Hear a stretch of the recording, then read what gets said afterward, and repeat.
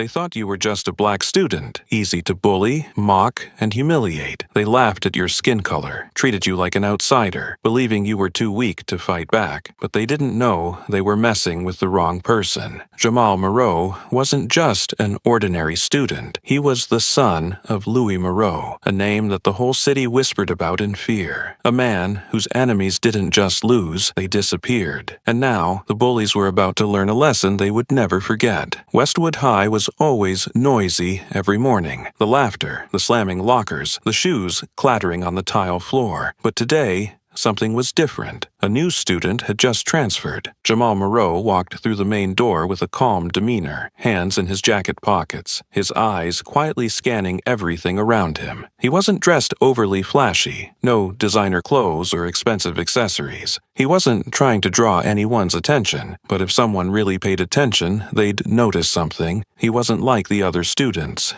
Jamal didn't walk. He glided, each step slow, purposeful, as if he knew exactly where he was and who was watching him. He didn't glance nervously around like other new students. He didn't seem awkward or out of place. Instead, he carried an unusual calmness, a sense of absolute control. Some students glanced at him before turning away. Others whispered to each other, curious about this tall, unfamiliar black kid. But no one knew who he really was.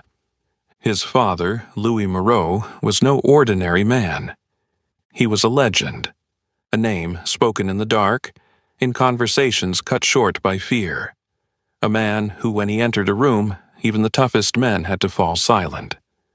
But at Westwood, no one knew that. Not yet. Jamal walked down the crowded hallway of Westwood, feeling the eyes glide over him, the judgmental glances, the whispers that seemed harmless, but were full of hidden meaning. He didn't need to look back to know what they were saying. He was too familiar with this. The comments that seemed like just jokes, but were actually full of discrimination. Wow, he looks just like one of those guys from a crime movie. I wonder if our school has a diversity policy. Be careful, these guys, if they get pissed, it's over. Jamal didn't react. He'd heard these things his whole life. Westwood wasn't any different. It was a wealthy school, where most of the students came from powerful families, where everything was decided by connections and unspoken favoritism. And for people like Ryan Carter, the world was simple. There were those on top and those beneath. Ryan Carter, the football team captain, the son of a wealthy businessman who was often seen at the mayor's fundraising events. He was the type of person who had never known the meaning of failure or rejection. Everything in his life came easily, from taking the lead in the football team to being favored by teachers to having control over those weaker than him. Ryan didn't need to be the best. He just needed to be seen as the best. He didn't need to be the strongest. He just needed others to believe he was the strongest. For him, dominance was a game, and anyone who didn't bow down would have to pay. And Jamal, a black student who had just transferred silent with no close friends, no backing, the perfect target. Ryan started with his usual tricks. He never struck immediately.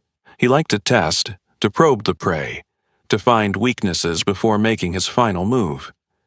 It all started with those shoulder nudges in the hallway.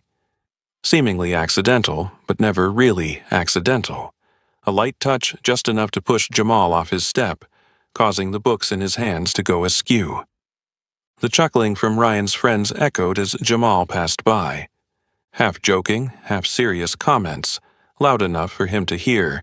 He's probably here for the scholarship. Maybe the school needs a few more diversity stats. Hope he's not carrying a knife. These guys are famous for their violence. These tricks weren't new. Jamal had seen people like Ryan hundreds of times. People like him didn't want to win. They just wanted to see others surrender. But Jamal wasn't that kind of person. He didn't bow his head. He didn't smile awkwardly. He didn't react. He just kept walking, silent as if nothing had happened. It was that indifference that irritated Ryan. He wasn't used to being ignored. The people he'd bullied always reacted the same way. Either they trembled in fear or they got angry.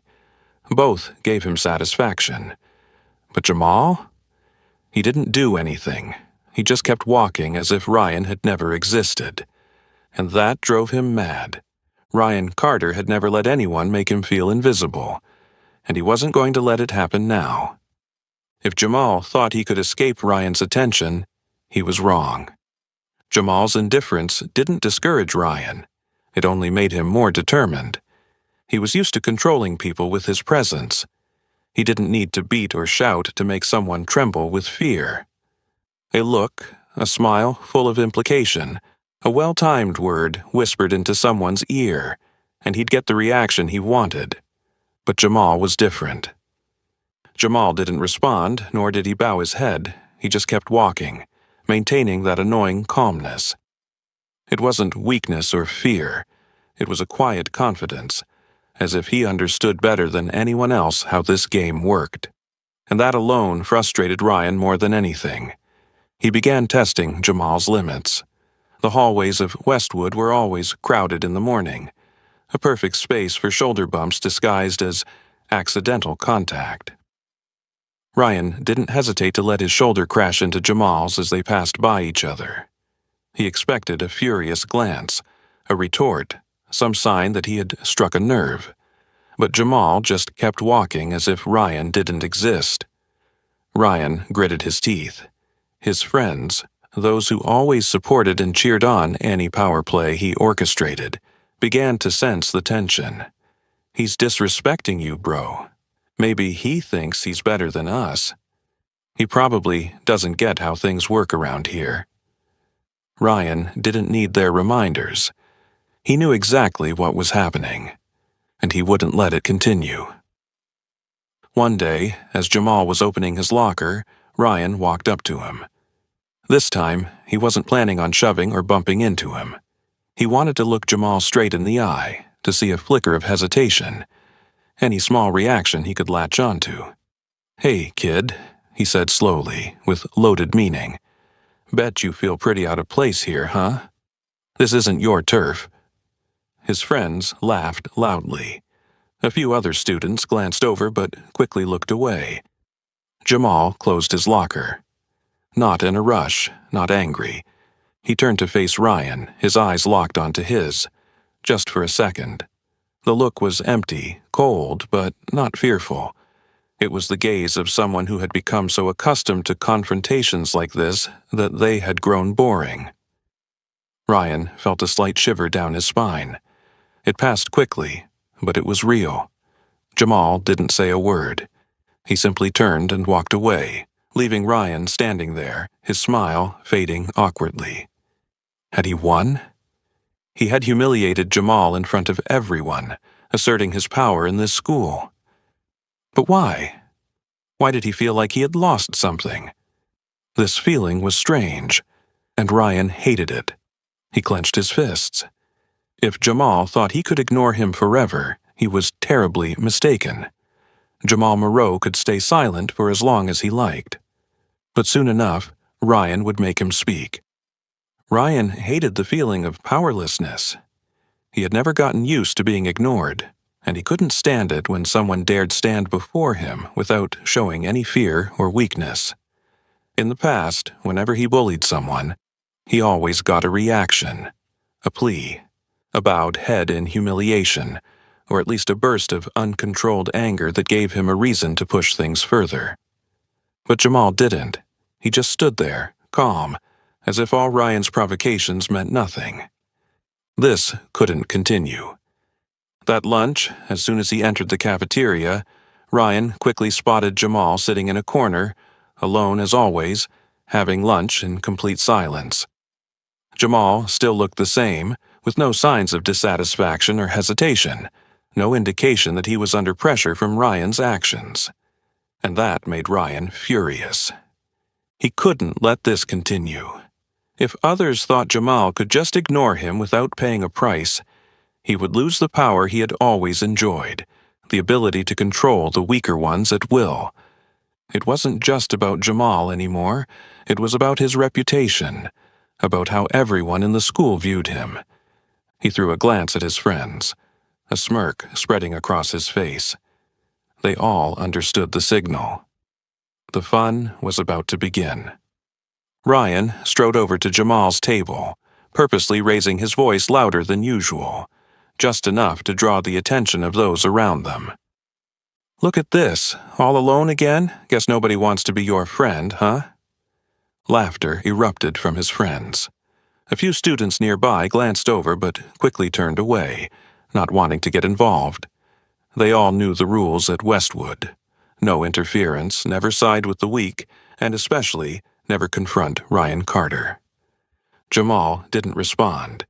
He continued eating, his eyes unshaken, unconcerned by what was happening around him. Ryan gritted his teeth. He waited for a response. Any response, but still nothing. This indifference felt like a silent declaration of war, like an invisible slap that humiliated him more than anything. For a moment, his mind lost control. Without thinking, Ryan grabbed Jamal's food tray, clenched the edges, and flipped it violently. The clatter rang out as the tray slammed into the table, food splattering all over Jamal. Thick sauce splashed onto his shirt, drinks ran down his sleeves, and food pieces scattered on the floor. The cafeteria went silent. Conversation stopped, laughter faded, and all eyes turned to them. Not a word was spoken. Some students blinked at each other, some swallowed nervously, while others quickly lowered their heads, pretending nothing had happened. Ryan stood there, leaning over the table, waiting for a reaction. He wanted to see anger, confusion, loss of control, anything that would prove he had won. But Jamal did nothing. He slowly placed his fork down on the table, calmly looking at his stained clothes. He took a deep breath, very slowly, as though contemplating his next move. Then he looked up. No anger, no fear, no confusion, no signs of being hurt. Just a look, an empty, eerie look that felt like silence itself. A chill ran down Ryan's spine. He couldn't explain why, but in that moment, he felt like he was the one standing on the edge of danger. It felt like he was no longer the hunter, but had unknowingly stepped into the territory of a wild beast he didn't understand.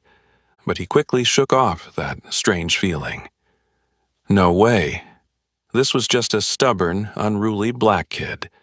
He couldn't possibly make him feel uneasy.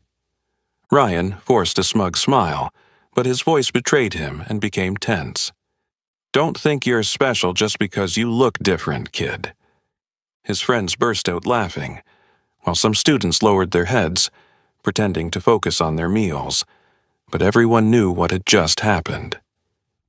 Jamal didn't reply. He slowly stood up.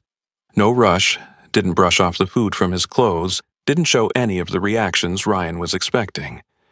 He simply turned around and walked away. No glance back.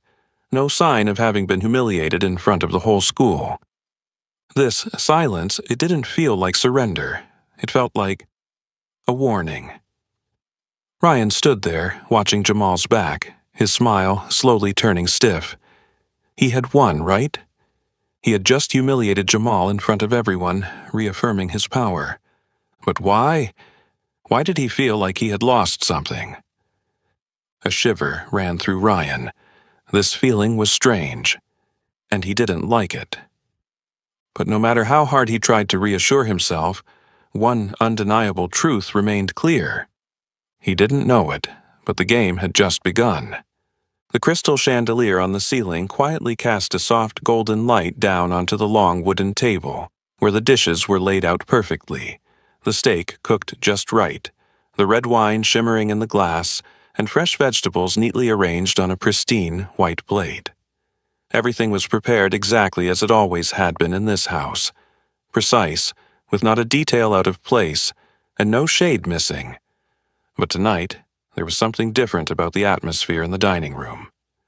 A heavy silence hung in the air. No one spoke. No one broke the long pause between the two Moreau men. Jamal sat there, his knife and fork neatly placed on the edge of the plate, his eyes not looking at the intact steak before him. He was too used to dinners arranged so seriously, with the unspoken rules his father had set long ago. No burying yourself in your phone, no sloppy eating, no meaningless chatter. But tonight he wasn't eating not because of any rule, but because his mind was filled with other thoughts. Jamal wasn't the type of person to be easily influenced. What had happened at school this morning hadn't hurt him, hadn't shaken him or made him angry, but he couldn't deny that it had left a lingering thought in his mind. Not about the bullies, but about how he should handle it. Across from him, Louis Moreau, his father, sat quietly enjoying his dinner. His black hair, peppered with gray, was neatly combed, his perfectly tailored suit without a wrinkle. Though he was at an age when many other men began to step away from power games, Louis still radiated an undeniable authority. In the criminal world, he wasn't just any person. He was a name of weight, a shadow that those who truly held power knew, but no one dared speak of directly. Jamal had lived his entire life under that shadow, not as an imposition, not as control, but as an invisible presence, always there, always reminding him that his family was unlike other families. When Louis Moreau spoke, it wasn't sudden, nor was it surprising. It was as if he had known something for a long time, just waiting for the right moment to say it. "Is something wrong?" Jamal didn't respond immediately. He looked up at his father, his steady brown eyes meeting the sharp, cold gaze of Louis. There was no comfort, no empty, reassuring words like most parents would offer. With Louis, there was no such thing as consolation. He wasn't the type to soothe his son with sweet words. He only required one thing: an answer. Jamal lowered his eyes, his fingers tapping lightly on the edge of his plate, as though weighing whether or not to speak. Then he took a small breath and let out the words he knew would lead to a conversation he couldn't avoid. "Just a few punks thinking they can bully others." A short silence filled the room. Louis Moreau didn't react immediately. He continued cutting a piece of beef from his plate, slowly chewing as if Jamal hadn't spoken at all. But his eyes never left Jamal, watching him like a general evaluating the battlefield before making a decision. When he put down his knife and fork, the soft sound echoed in the quiet space, like a bell signaling a shift in the conversation. "Name?" His voice wasn't loud, no harshness or threat, but it carried a weight that made the room feel even more suffocating. Jamal had expected this question. He had predicted that his father would not accept a half-hearted answer. Louis Moreau wasn't the kind of man who let things happen by chance. Everything in his life was controlled, calculated, handled in the way he wanted. If someone dared challenge his family, they would face the consequences. But Jamal didn't want this to go that way. He shook his head, his gaze firm. "I can handle it myself." Once again, silence stretched between the two of them. Louis looked at his son for a long while, as if assessing whether the statement was genuine confidence or just a declaration trying to mask helplessness. Then, unexpectedly, he smiled. Not a joyful smile, not a proud one. It was more of an acknowledgement, a signal that he had seen something in his son's eyes, something he could respect. He picked up his glass of wine, swirled the deep red liquid before taking a small sip. When he set the glass down, his voice rang out, slow but heavy with meaning. Good. A simple word, but one with many layers of meaning. He didn't ask again. He didn't pressure Jamal to give a name, but immediately after he said something Jamal knew he would never forget. "But remember, son." He tilted his head slightly, his eyes studying Jamal with careful consideration. "Sometimes an enemy needs a reminder of their place." Jamal didn't respond immediately. He understood very well what his father meant. He could handle it. But Louis Moreau wasn't talking about handling it in the usual way. He didn't believe in simply enduring or waiting. In his world, power wasn't about avoiding or overlooking. It was about control. Jamal took a deep breath. He wasn't like his father, didn't want to be like him, but there was one thing he couldn't deny. He would never let anyone else dictate his fate. If Ryan Carter thought he could push him down without consequences, he had made a big mistake. Jamal placed his knife and fork down on the table, leaned back in his chair, his gaze growing colder. Perhaps it was time for Ryan Carter to understand exactly who he was dealing with. The name Jamal Moreau whispered through the hallways, spreading like a breeze, but carrying the weight of an impending storm. The whispers no longer stopped when Ryan walked by as they used to. Now they continued, sometimes just fragments of words, sometimes furtive glances full of hesitation. But even though no one spoke it outright, he could feel the shift. Jamal's silence was no longer a sign of weakness, as he had once thought. Now it felt like a warning. He took a deep breath, trying to steady himself, but the unease still crept through his veins. He couldn't stand this. He needed to know for sure. He needed someone to confirm that this was just a stupid misunderstanding. A student walked by, a sophomore Ryan didn't remember the name of, but at this moment it didn't matter. He grabbed the boy by the shoulder, his voice lower than usual, with a hint of urgency. Moreau. Like Louis Moreau? The boy paled, his eyes wide as if asked an unspeakable question. He didn't respond right away, just swallowed hard, as if deciding whether or not to speak. That hesitation said it all. Ryan felt his heart beat faster, each thump echoing in his chest like a hammer striking cold steel. He released the boy's shoulder and took a step back. No words were needed. He knew the answer. Louis Moreau, the name his father even mentioned in important meetings, in a tone Ryan had never heard from him before. Once, he overheard his father talking on the phone late one night.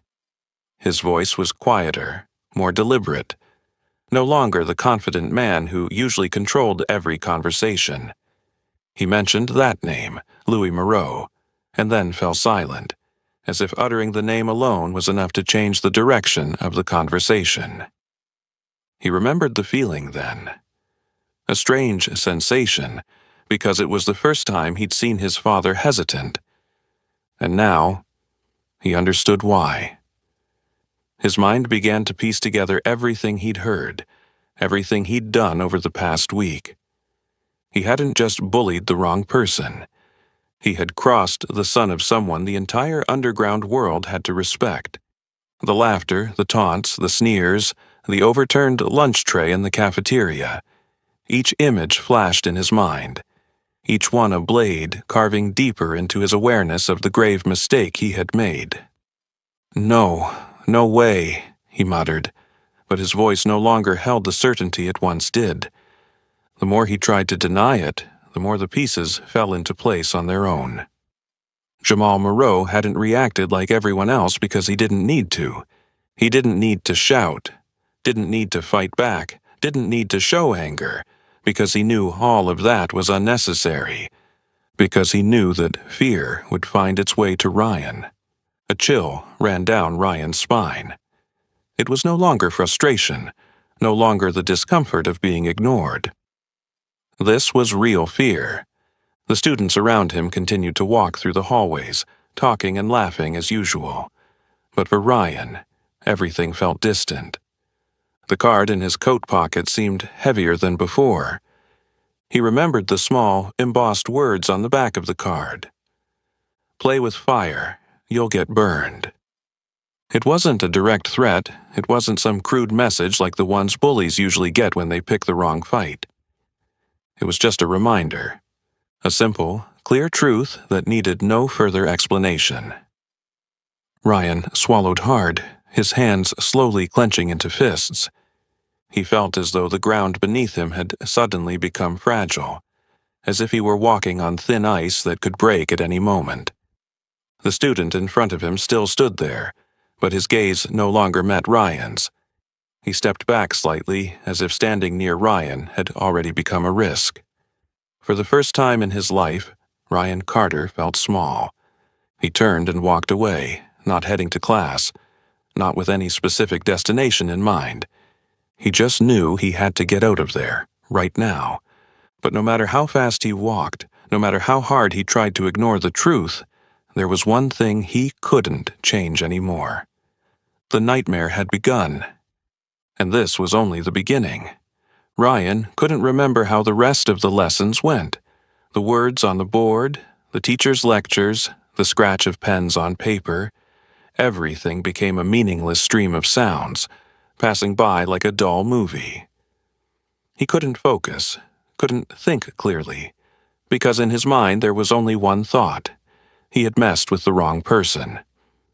The card in his jacket pocket was still there, a cold reminder that it wasn't over. He could feel it through the fabric, as if it was getting warmer, as if it could burst into flames at any moment. The furtive glances in the hallway no longer carried the admiration or reverence they once did. No one clapped him on the back. No one laughed when he walked by. The atmosphere around him had changed. He was no longer the predator. He was becoming the prey, and that made it hard for him to breathe.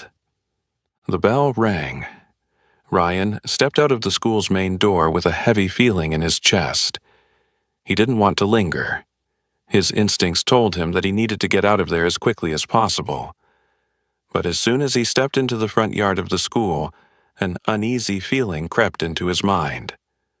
Something was wrong. Every day, the scene in front of the school was familiar. Students spilling out in groups, cars lined up on the road, parents waiting for their children, the noise of conversation. But today, amidst the crowd, there were two men who stood out in a way that Ryan couldn't ignore. They weren't students, they weren't parents. They were standing a few steps from the school gate, dressed sharply, not overly flashy, but not like ordinary people either. Their shirts were well fitted, trousers neatly pressed, shoes polished. Everything about them was clean, orderly, but there was nothing casual about it. These weren't random men showing up here. They were here for him. Ryan realized it immediately, and that awareness made his breath slow down. He had never met them before, but he knew people like them. People who didn't need to say much, didn't need to do anything special. Just standing there was enough to make others feel uneasy. They weren't bodyguards, and they weren't cops. They were Moreau's people. When Ryan stopped, one of the men looked directly at him and smiled slightly. The smile wasn't friendly, it was just a formality. "Mr. Moreau wants to talk." The voice was deep, unhurried, no threat needed. It was simply a statement, as though whether Ryan agreed or not didn't matter. Ryan felt cold sweat on his back. He could run, he could scream, cause a scene right in the middle of the schoolyard. Do anything to attract the attention of teachers or security. But he didn't do anything, because deep down he knew it would be useless. This wasn't an invitation. This was an order. Ryan swallowed hard, his throat dry. The familiar feeling of control, of power, of invulnerability he once had, now was just an empty shell. He was no longer the one giving orders. He was the one receiving them. He couldn't remember how he followed the two men. Everything seemed to happen in a fog. The crowd of students kept talking, cars still moved, teachers still walked out of the building, but everything seemed distant. Ryan was stepping into a world he didn't understand. A world he should never have entered. They led him to the parking lot behind the school, where usually only teachers and staff parked. There weren't many people around, a perfect place for private conversations. And there, next to a shiny black car, someone was waiting for him. No need for introductions, no need for names. Ryan knew exactly who it was. Jamal Moreau was leaning against the car, hands in his coat pockets, his gaze calm as though this was just an ordinary meeting. No sign of anger, no sign of aggression or desire for revenge.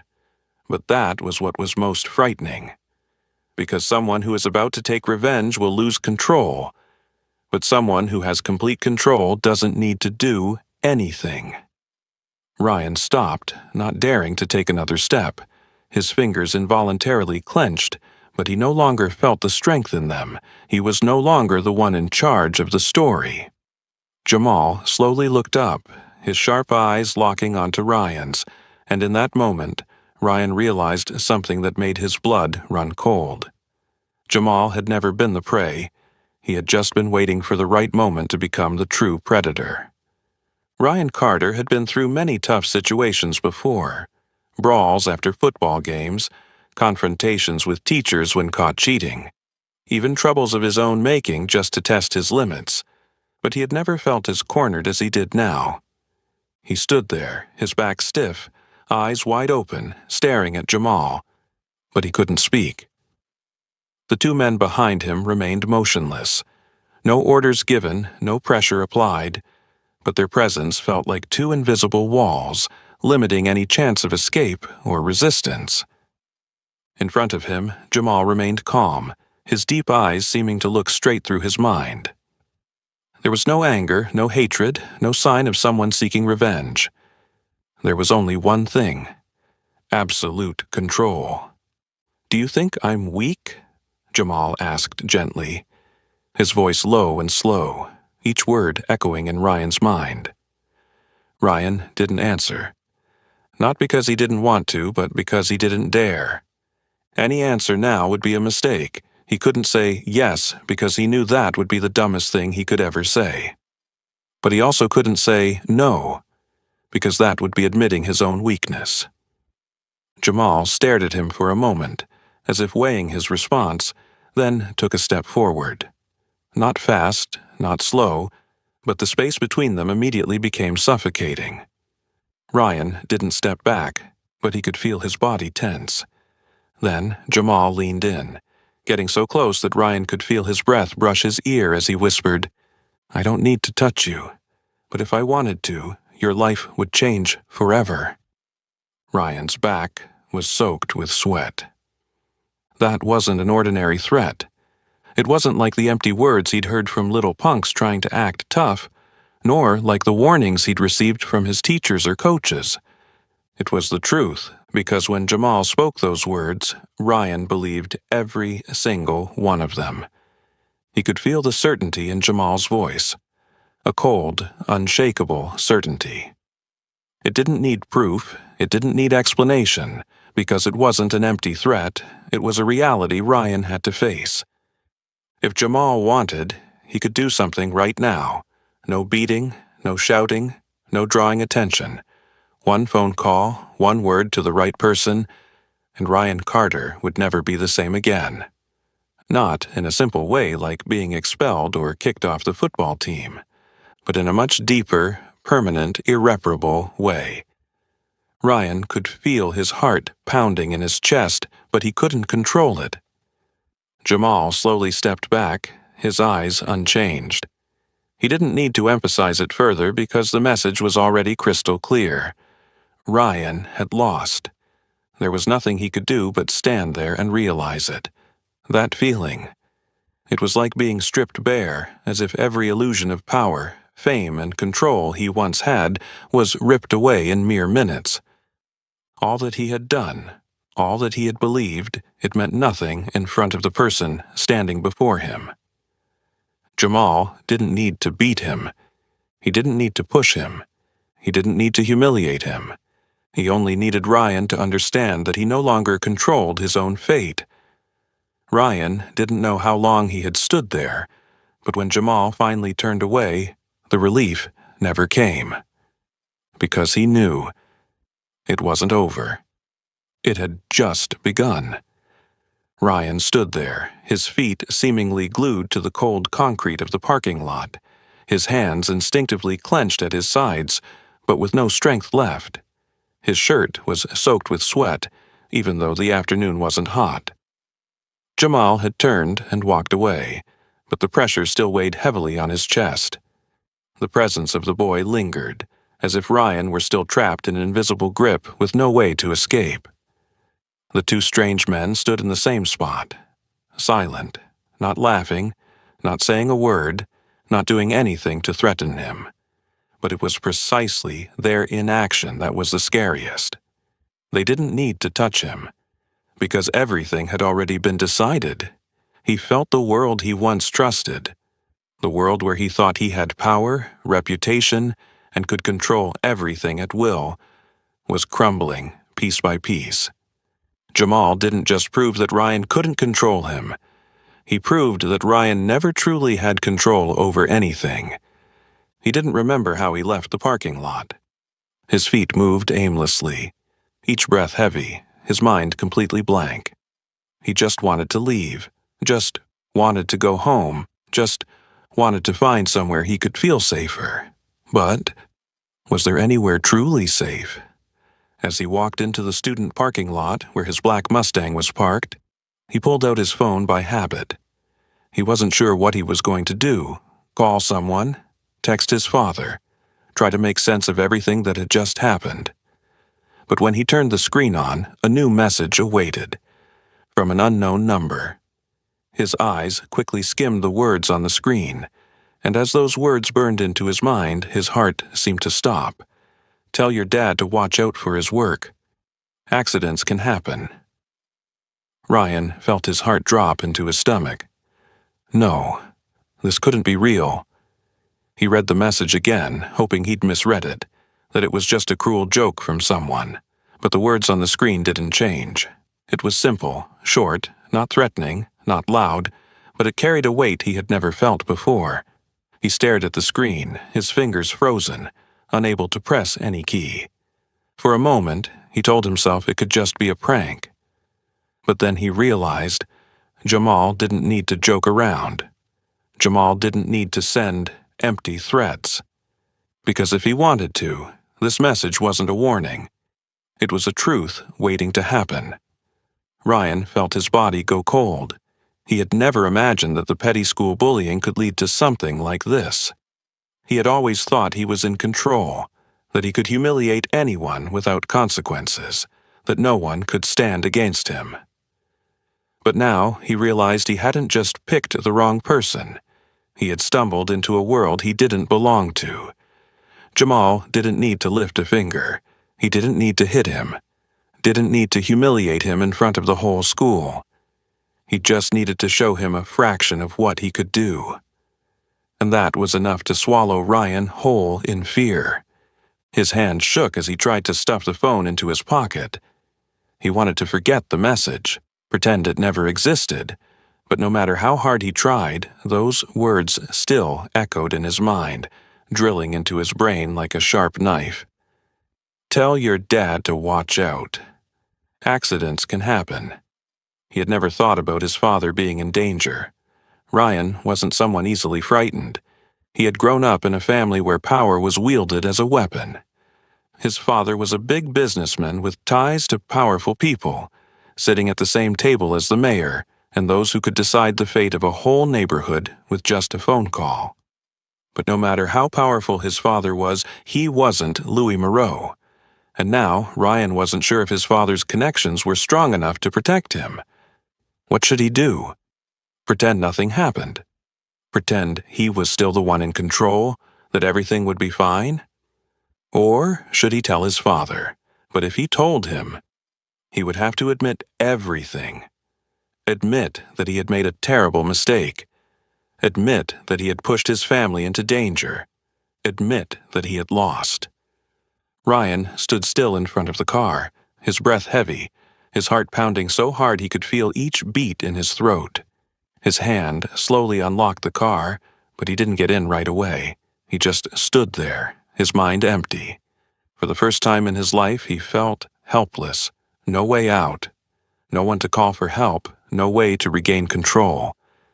Because this time, he wasn't the one making the rules. This time, he was just a pawn, already checkmated. Ryan Carter was no longer himself. He used to be the center of attention, a dominant figure in the school hallways, the leader of the pack, someone who never bowed to anyone. But now, he was just a shadow. No one knew exactly what had changed. He still showed up at school every day, still wore his football jacket, still walked through the familiar hallways. But something was different now. He didn't smile. He didn't talk much. He didn't look for someone to pick on. The students who used to follow him, the old friends, the ones who cheered him on when he pushed someone into a corner, laughing in delight when he humiliated someone in front of everyone, now started keeping their distance. No one said anything, but everyone could feel it.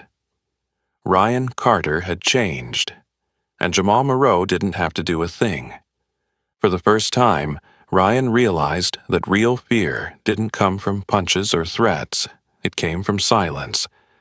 Jamal's silence was what haunted him the most. No public revenge, no loud confrontations, no rumors of a retaliation plan.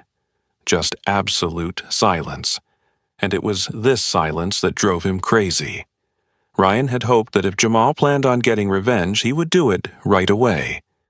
A punch, a fight, a direct threat, anything, as long as it was visible.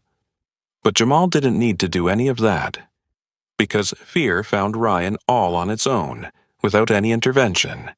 For the first time, Ryan knew what it felt like to lose control. He started to avoid. If he saw Jamal in the hallway, he would turn the other way. If Jamal entered the cafeteria, he would grab food quickly and leave. If Jamal appeared in class, he would remain silent throughout the lesson, no longer the one to mock someone as he once did. No one spoke about it.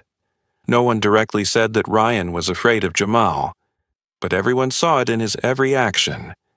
In the early days, he tried to convince himself that it was just a temporary feeling.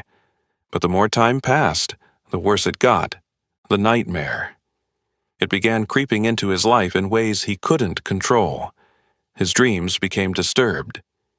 He saw himself standing in a dark room with no one around, only whispers echoing in the darkness.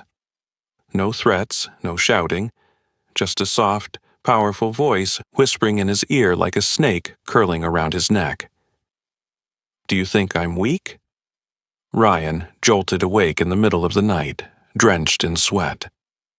Every time his phone buzzed, his heart raced, as if another message would appear. A message that didn't say much, just a reminder that he was being watched. But nothing came. Jamal didn't text, didn't seek him out, didn't look at him for more than a second. Jamal didn't need to do anything. Fear now lived inside Ryan. He didn't need anyone to threaten him anymore. His own mind had become the one punishing him. The old loyalists were gone. His friends noticed the change and quickly distanced themselves from him. No one wanted to be near someone who had lost their power. The ones who used to follow him, laugh with him, cheer for him, now they whispered behind his back, as if he were a disease they didn't want to catch. No one saw him as the strongest anymore, because the strongest never fears. And Ryan? Now he lived in fear. A week after the encounter in the parking lot, Ryan realized he had become a shadow in his own life. He no longer cared about showing off in front of others, no longer cared about reputation, no longer cared about proving anything, because all he could do was survive, not anger anyone, not disturb anyone, not draw attention, simply stay safe. But deep inside, he knew a terrifying truth. Worse than anything, he would never feel safe again.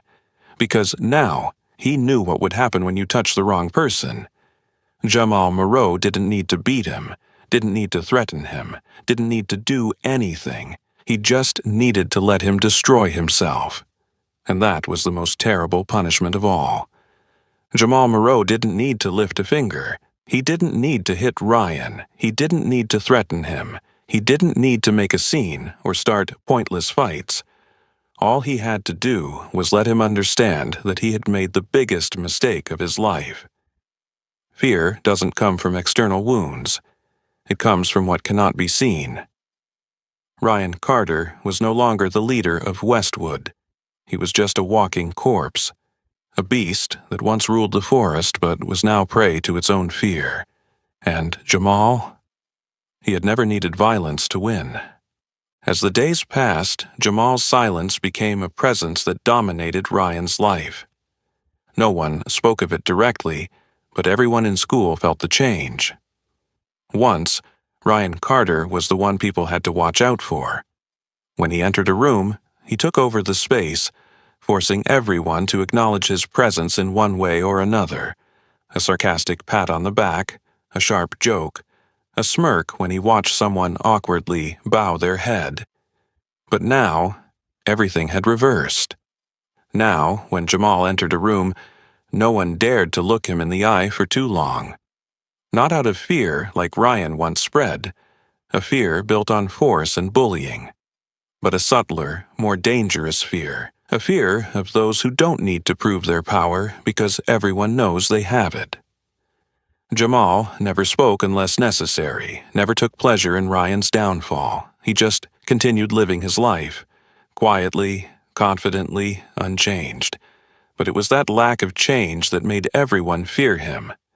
Jamal didn't need to put on a front to protect himself, because he no longer needed to.